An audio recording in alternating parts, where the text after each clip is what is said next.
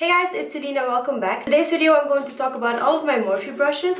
I have collected a few of them and I decided to show you guys all of the brushes I have, share with you some of my favorites. I have accumulated a few of them over the last couple of months and I decided to share with you guys all of my brushes in this video today. So all of the Morphe brushes I own, and I will also share with you guys some of my favorites and just an overall review and what I think about the Morphe brushes. So if you want to know what I think about the Morphe brushes, then just keep on watching. Okay, so Morphe has different collections. So they have the gunmetal collection and also their just normal collection, and they also have an elite collection which looks like this. I'm going to start off with the brushes I have for the face. When it comes to face brushes, I only have two brushes from Morphe. So the first one is the Morphe G5, which looks like this. When it has a G in the name, it means that it is part of the gunmetal collection. This brush is really soft and fluffy and it's not too dense. So I would say this is the perfect powder brush, either for blush or for bronzer. Personally, I love using this one for bronzer, just to add an overall bronze to my face. Not so much for contouring because I think it's a little bit too big for that, but I love this one just for an overall bronzed effect. So this is definitely one of my favorites. And then my next face brush from Morphe is the M556. So I think this is part of their normal range and it looks like this.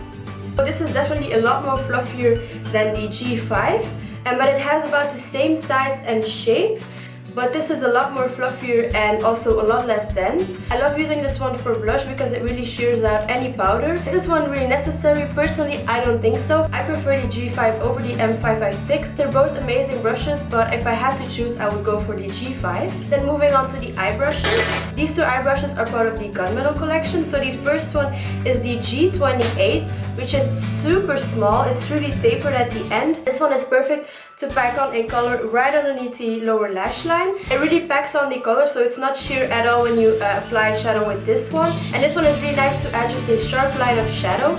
So this is definitely one of my favorites and I use it almost every day that I wear eyeshadow.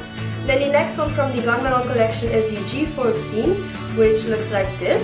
So the G14 is one I use with Colourpop eyeshadows. I don't know who it was, but someone recommended it for Colourpop eyeshadows. For those of you who own Colourpop eyeshadows, you know how difficult it is to pack on a color with a brush. They work amazingly with the fingers, but if you want to use Colourpop eyeshadows with a brush, you have to use the right one. So the G14 is perfect for Colourpop eyeshadows. It really does pack on the color perfectly and it makes them really intense. So this is definitely my favorite brush when it comes to Colourpop eyeshadows. However, if you don't own any Colourpop eyeshadows, I don't think this is a necessary brush. I mean, I love it because I have Colourpop eyeshadows, but if you don't, then I don't think this is the most necessary eyeshadow brush ever.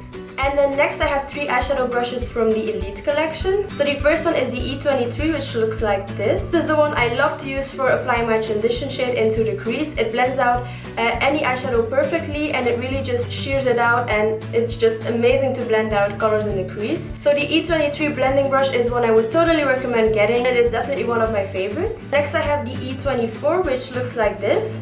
The E24 is a really dense pencil brush, and for me personally it's a little bit too dense, so I don't grab for it that often. But if you like really dense pencil brushes, I think this is definitely one for you, but I just don't use it as much as I should. And then the last eyeshadow brush that is part of the Elite collection is the E18, which looks like this. For me, this is a better alternative to the pencil brush that I just showed you because it's a little bit softer and it blends out any color easily. So the E18 is definitely one I would recommend. You could blend out your eyeshadow underneath your lower lash line with this one and it would be perfect. And lastly, I have three more eyeshadow brushes from the normal Morphe collection. So first I have the M506 and M507. Both of these are really similar, as you can see right here.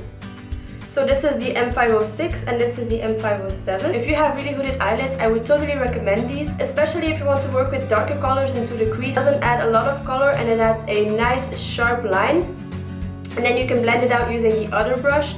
And these two are just the perfect little blending brushes. Then lastly, I have the M513, which looks like this. This one is perfect to blend out any shadow into the crease. Say for example that you applied a darker color into the crease using the M506 or 7, then the M513 is perfect to blend it out even more and get rid of any harsh lines in the crease. So the M513 is definitely one I would recommend, especially if you're looking for an amazing blending brush. So again, these are my favorite Morphe brushes. This is the E23, G28, M506, M507, M7, M513, and G5. So those are all of my Morphe brushes and all of my favorite Morphe brushes. I really hope this video was helpful, and also let me know in the comments some of your favorite brushes. Do you use Morphe? Have you used Morphe before? Let me know. Also, don't forget to follow my social media and my blog, which is linked down below. Give this video a thumbs up if you enjoyed it, subscribe to my channel, and I will see you in my next video. Bye guys! Mwah.